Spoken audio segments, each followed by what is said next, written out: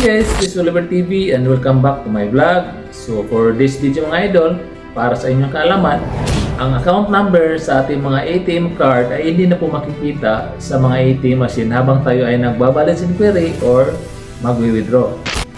Meron po akong mga vlog dati mga idol na nagsasabi na makikita sa ATM machine yung ating account number. So dati po yun mga idol makikita. So sa ngayon po mga idol ay hindi na po makikita sa ATM machine. So dahil po minsan po mga idol habang tayo ay nagwi-withdraw, meron pong nakatingin sa likod natin para mabigyan po tayo ng privacy. So kapag gusto mong malaman or kapag nakalimutan mo na yung account number mo mga idol, ay kailangan mo na pumunta sa bangko para magtanong kung ano nga ba ang account number sa ATM card mo. Magdala lang po kayo ng valid ID mga idol as proof of identification.